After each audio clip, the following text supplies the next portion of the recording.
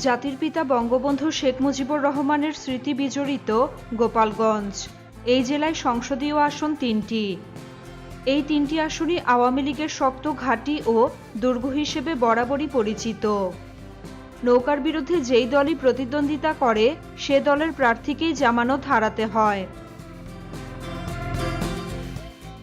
গোপালগঞ্জ জেলার কাশিয়ানী উপজেলার ৭টি ইউনিয়ন এবং মুকসুদপুর উপজেলার ১৬টি ইউনিয়ন ও একটি পৌরসভা নিয়ে গঠিত গোপালগঞ্জ ১ আসন। আসন্ন দ্বাদশ জাতীয় সংসদ নির্বাচনেও ভালো অবস্থানে আছে আওয়ামী লীগ। এদিকে বিএনপি জাতীয় পার্টি বা অন্য কোনো দলের সাংগঠনিক কোনো কার্যক্রম তেমন দৃশ্যমান নয়।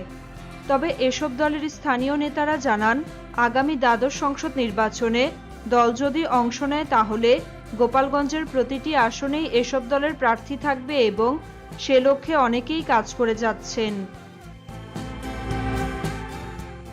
গোপালগঞ্জ ১ আসন থেকে আওয়ামী লীগের মনোনয়ন প্রত্যাশীদের মধ্যে আলোচনায় বর্তমান এমপি মোহাম্মদ ফারুক খান।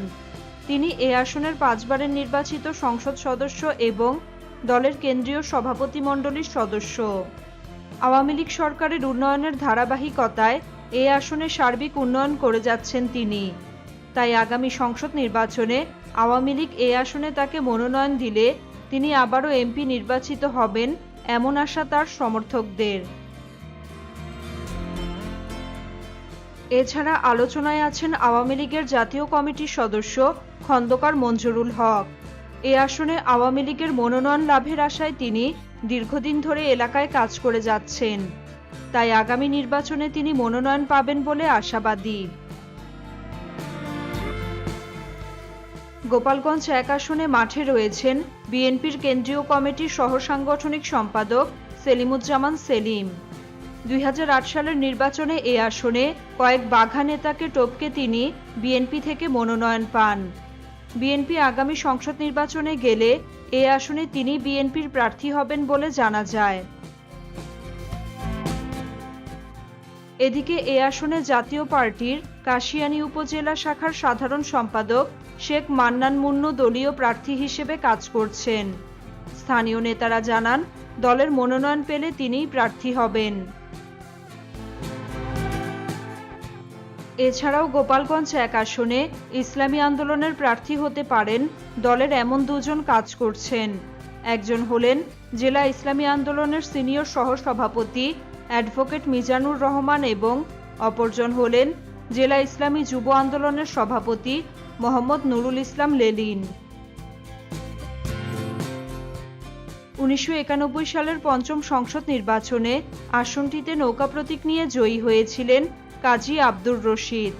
নির্বাচনে তার নিকটতম প্রতিদ্বন্দ্বী ছিলেন বাকশালের মুকুল বোস।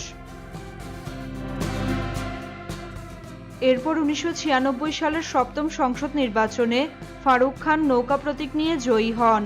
সেবার তার নিকটতম প্রতিদ্বন্দ্বী ছিলেন জামায়াতে ইসলামীর প্রার্থী ইমদাদুল হক। ২০০১ সালের অষ্টম জাতীয় সংসদ নির্বাচনে আসনটি আবারও যায় নৌকা প্রতীকের ফারুক খানের হাতে। তার সাথে লড়াইয়ে হারেন বিএনপির প্রার্থী মোহাব্বতজান চৌধুরী। এর পরের বার আসনটিতে জয়লাভ করেন ফারুক খান। তার প্রতীক ছিল নৌকা। সেবার তার নিকটতম প্রতিদ্বন্দ্বী ছিলেন বিএনপি প্রার্থী সেলিমুজ্জামান মোল্লা। ২০১৪ সালের দশম সংসদ নির্বাচনে আসনটিতে আবারও নৌকা প্রতীক নিয়ে জয়ী হন ফারুক খান। নির্বাচনে তার সাথে লড়াইয়ে হারেন জাতীয় পার্টির প্রার্থী দীপা মজুমদার।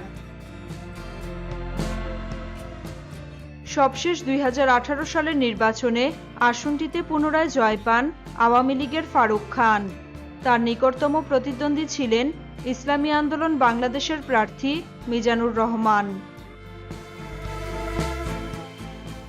এই আসনে কোন দল থেকে কে পেতে পারেন মনোনয়ন? আপনার মতামত জানান কমেন্টে। আপনার হিসাবে কে হচ্ছেন এই আসনের পরবর্তী এমপি? কার হাতে তুলে দিতে চান এলাকা উন্নয়নের দায়িত্ব? কমেন্টে আমাদের জানান। আর বন্ধুদের সাথে নিউজটি শেয়ার করতে একদমই ভুলবেন না। পরবর্তী ভিডিওর জন্য পেজটি ফলো করে রাখুন এক্ষুনি। আপনাদের গঠনমূলক পরামর্শ ও মতামত আমাদের এগিয়ে চলার অনুপ্রেরণা। আজকের সারাদিনের সাথেই থাকুন।